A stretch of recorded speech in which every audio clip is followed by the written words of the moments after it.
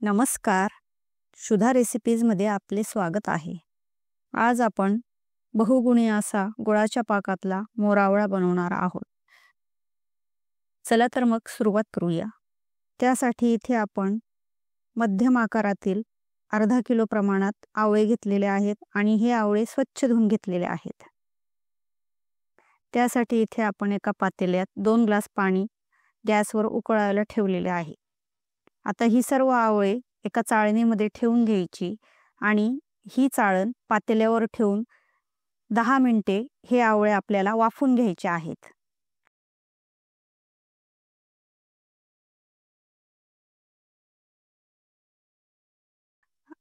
आता त्याच्यावर एक झाकण झाकून ठेवायचे आहे आणि सुरुवातीला 2 ते 3 मिनिटे मोठ्या आचेवर शिजवायचे आहेत आणि त्याच्या पुढचे 5 ते 6 मिनिटे मध्यम आचेवर शिजवायचे आहेत.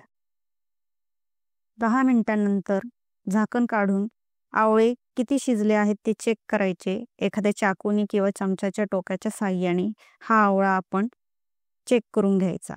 आता बघा हे आवळे खूप छान शिजले आहेत. तर चाळण आपण आता खाली उतरवून घ्यायचे आणि आवळे गार होऊ द्यायचे.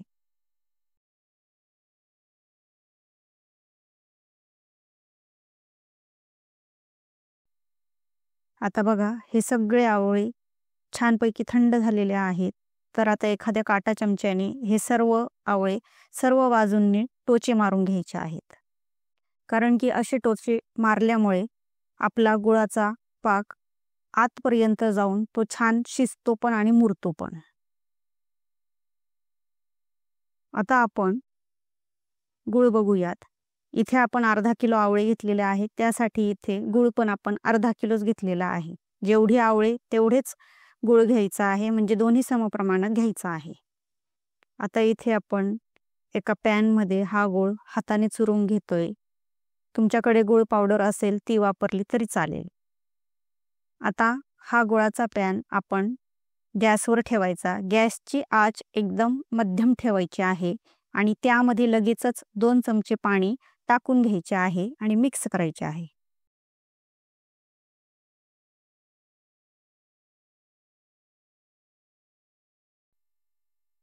आता बघा काही मिनिटांनंतर गुळ आपला छान विरघळलेला आहे. परंतु हा गुळ पाघळत असताना चमचा मात्र सतत ढवळत राहा, नाहीतर गुळ खाली चिटकेल आणि आपला पाक करपून जाईल. आता या पाकामध्ये आपले हे सर्व आवळे टाकून द्यायचे आहे आणि छान मिक्स करायचे आहे. आवळे पाकात टाकल्यानंतर आवळ्याचं पाणी पाकामध्ये सुटतं आणि पाक अजून पातळ होतो.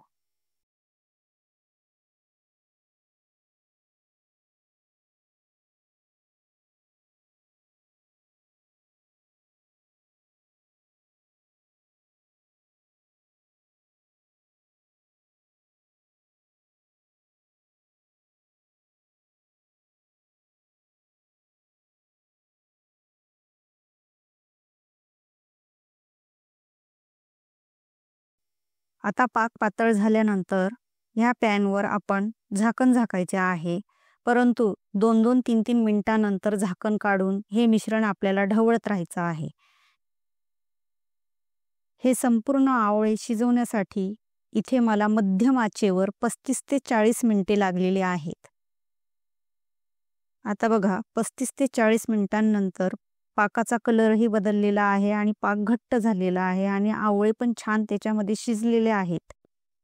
आपल्याला इथे 1 तारे 2 तारे असा काही पाक करायचा नाहीये. बघा आता मी चमच्यामध्ये पाक घेतल्यानंतर तो कसा पडतोय, थेंब थेंब, शेवटी शेवटी थेंब थेंब पडतोय. बस अशाच कन्सिस्टन्सीमध्ये आपल्याला हा पाक ठेवायचा आहे. आता बघा आपला मोरावळा किती छान पद्धतीने तयार झालेला आहे. हा मोरावळा जवळजवळ वर्षभर चांगल्या पद्धतीने टिकतो. परंतु हा मोरावळा टिकवण्यासाठी काही गोष्टींची काळजी घ्यावी लागते. हा मोरावळा संपूर्ण थंडगार झाल्यानंतरच स्वच्छ आणि कोरडी असलेली बरणीत, काचेच्या बरणीतच भरावा. बरणी स्वच्छ आणि कोरड्या ठिकाणी ठेवावी. मोरावळा काढताना याच्यामध्ये ओला चमचा टाकू नये. स्वच्छ कोरड्या चमच्यानेच मोरावळा काढावा, नाहीतर मोरावळ्याला बुरशी येऊ शकते. ह्या काही सांगितलेल्या टिप्स जर तुम्ही व्यवस्थित पद्धतीने हाताळल्या तर तुमचा मोर आवळा कधीही खराब होणार नाही. तो वर्षाऐवजी 2 वर्षसुद्धा टिकेल आणि त्याची चव अजूनही भन्नाट होत जाते. जसा जसा मोर आवळा जुना होतो तसा तसा तो खूप छान चव देत असतो.